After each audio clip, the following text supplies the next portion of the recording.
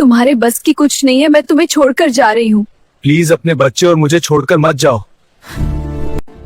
Please मत जाओ, मैं सब ठीक कर दूंगा।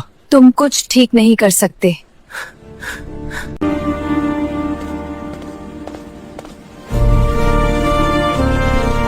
यह कहानी देव नाम के एक गरीब युवक की है जिसे हालातों ने बार बार तोड़ने की कोशिश की। प्यार, शादी और बच्चे के बाद जब जिंदगी ने गरीबी का सबसे कठिन रूप दिखाया तो उसकी पत्नी रोशनी उसे और अपने ही बच्चे को छोड़कर चली गई।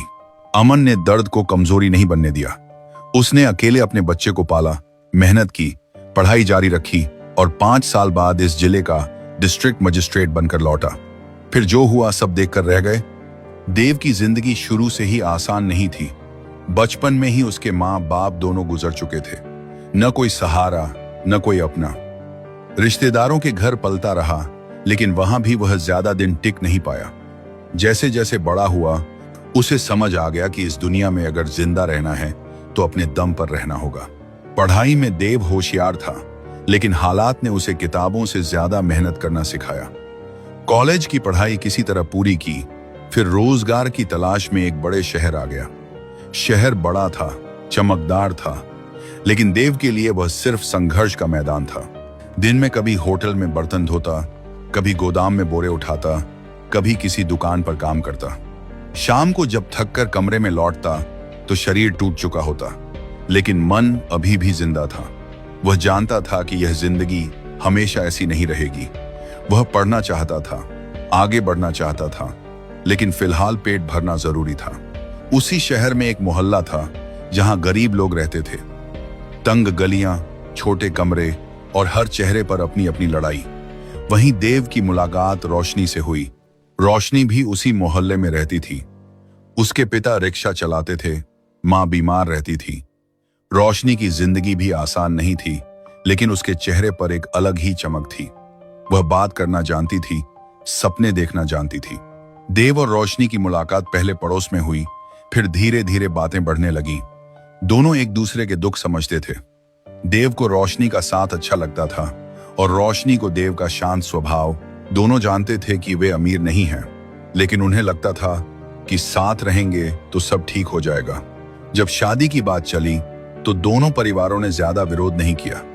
गरीबी दोनों तरफ थी, इसलिए कोई बड़ा सवाल नहीं उठा। एक सादे से मंदिर में बिना ढोल नगाड़ों के उनकी शादी हो गई। शादी के बाद दोनों उसी शहर में एन रहने लगे।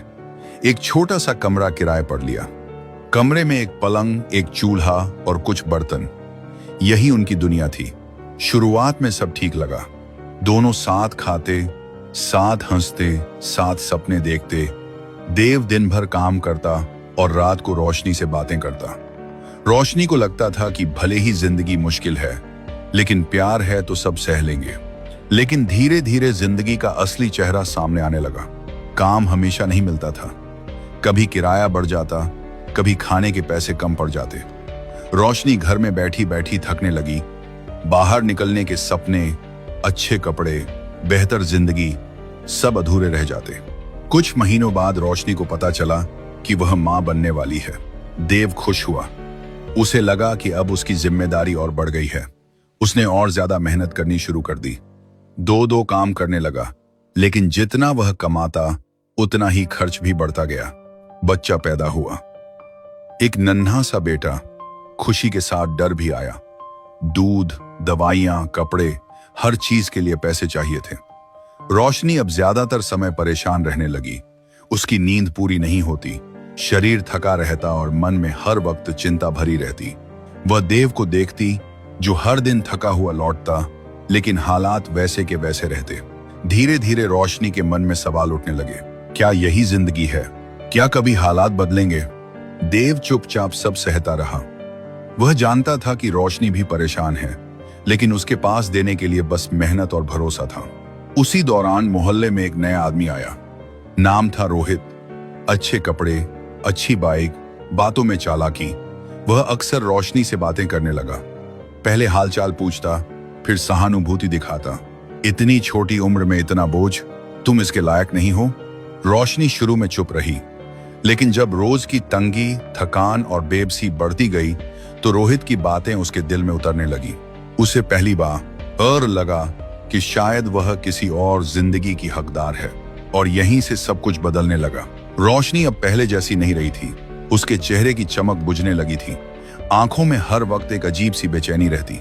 वह अपने बेटे को गोद में उठाती तो प्यार भी आता, लेकिन साथ ही डर भी। इस बच्चे का भविष्य क्या होगा? क्या यह भी इसी गरीबी में पलेगा? क्या इसकी जिंदगी भी संघर्ष में ही बीतेगी?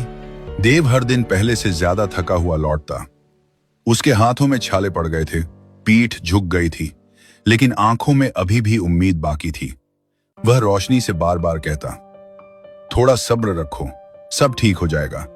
लेकिन रोशनी अब सब्र से थक चुकी थी। रोहित का आना जाना बढ़ गया था। वह कभी फल ले आता, कभी बच्चे के लिए दूध। उसकी बातें मीठी होती, लेकिन उन बातों में एक जहर छुपा होता। वह रोशनी के मन में यह बैठा रहा था कि देव की मेहनत बेकार है, यह जिंदगी कभी नहीं बदलेगी। एक दिन रोहित ने कहा, मैं तुम्हें यहां से बाहर निकाल सकता हूं, एक अच्छी जिंदगी दे सकता हूं। सोचो, तुम्हारे बच्चे को अच्छे कपड़े, अच्छे स्कूल मिलेंगे। रोशनी पूरी रात सो नहीं पाई। वह देव को देखती रही, जो जमीन पर बिछे गद्दे पर सो रहा था। उसके चेहरे पर थकान साफ झलक रही थी। वह जानती थी कि देव बुरा इंसान नहीं है, लेकिन उसे यह भी लगने लगा था कि सिर्फ अच्छा इंसान होना जिंदगी के लिए काफी नहीं होता। अगली सुबह देव काम पर चला गया। रोशनी देर तक कमरे में बैठी रही। उसने अपने बेटे को देखा, फिर अलमारी खोली। उसके पास ज्यादा सामान नहीं था, कुछ कपड़े, शादी की एक तस्वीर और देव की एक पुरानी किताब। उसने कांपते हाथों से एक कागज निकाला और लिखने लगी, देव, मैं थक चुकी हूं। मैंने बहुत कोशिश की, लेकिन अब मुझसे यह जिंदगी नहीं निभाई जा रही। मुझे कोई ऐसा मिला है जो मुझे बेहतर भविष्य दे सकता है। इस बच्चे को संभालना, मैं जानती हूं मैं गलत हूं, लेकिन अब यही मेरा फैसला है। चिट्ठी लिखते हुए उसकी आंखों से आंसू गिरते रहे। उसने बच्चे को आखिरी बार सीने से लगाया। बच्चे ने उसकी उंगली पकड़ ली। उसका दिल एक पल के लिए कांप गया, लेकिन फिर उसने खुद को सख्त किया। दरवाजा बंद हुआ, रोशनी चली गई। शाम को जब देव लौटा तो कमरे में अजीब सी खामोशी थी। उसने आवाज लगाई, कोई जवाब नहीं मिला। बच्चे की तरफ देखा, वह अकेला पड़ा रो रहा था। देव ने उसे उठाया, तभी उसकी नजर चिट्ठी पर पड़ी। चिट्ठी पढ़ते पढ़ते उसके हाथ कांपने लगे। एक पल को उसे लगा कि सब खत्म हो गया। वह जमीन पर बैठ गया, बच्चे को सीने से लगाए रहा और फूट फूट कर रोया। उस रात देव पहली बार पूरी तरह टूट गया।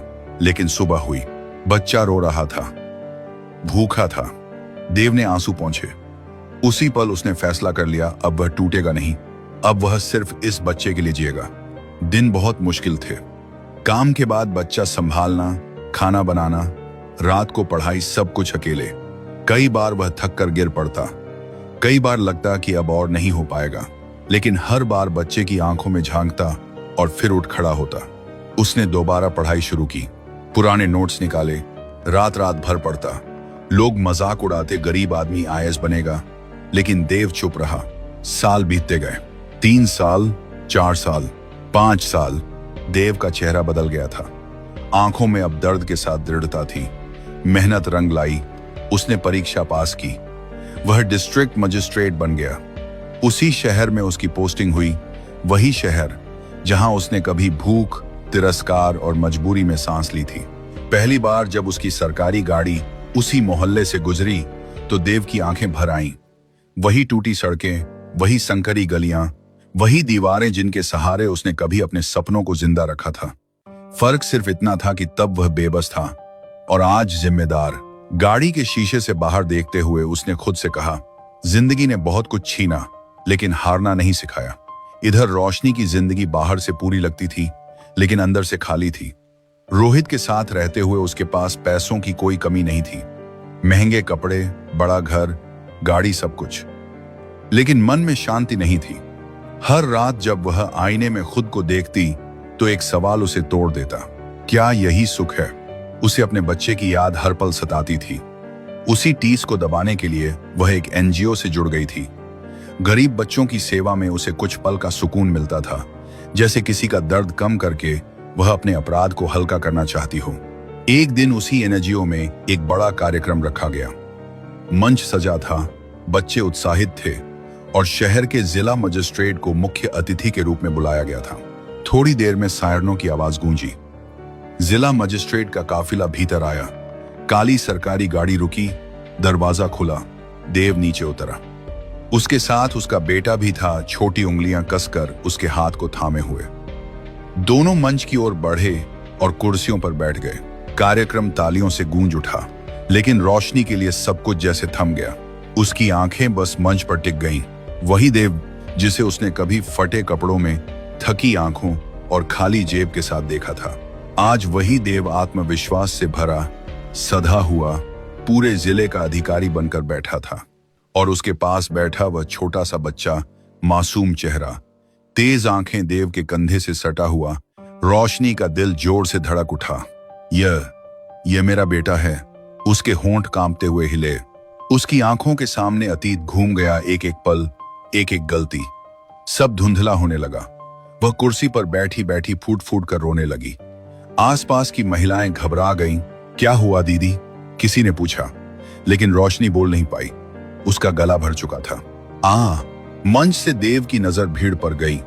एक पल को उसकी आंखें रुक गईं। वह पहचान गया, वही चेहरा, वही आंखें जो कभी उसकी दुनिया थी। देव ने नजरें हटा ली। कार्यक्रम समाप्त हुआ। बच्चे तालियां बजाते हुए बाहर निकलने लगे। देव उठकर जाने ही वाला था कि उसके बेटे ने मासूमियत से पूछा, पापा, वो आंटी रो क्यों रही हैं? देव ने बेटे का हाथ और कसकर थाम लिया। कभी कभी लोग अपनी गलतियों का बोझ सह नहीं पाते, उसने धीमे स्वर में कहा। रोशनी ने हिम्मत जुटाई। उसके कदम लड़खड़ा रहे थे। वह देव की ओर बढ़ी, लेकिन शब्द जैसे गले में अटक गए। देव। आवाज बहुत धीमी थी। देव रुका, पलट कर देखा। उसकी आंखों में न गुस्सा था, न नफरत, बस गहरी शांति। कार्यक्रम खत्म हो चुका है, उसने औपचारिक लहजे में कहा। अगर आपको किसी सहायता की जरूरत हो तो एनजीओ के लोग मदद करेंगे। रोशनी की आंखों से आंसू बहते रहे। मुझे मदद नहीं चाहिए, वह बोली। मुझे बस अपने बेटे को देखना था। देव ने एक पल के लिए बेटे की ओर देखा, फिर वापस रोशनी की तरफ। तुमने उसे छोड़ दिया था, उसने शांत स्वर में कहा। मैंने उसे पाला है। रोशनी ने सिर झुका लिया।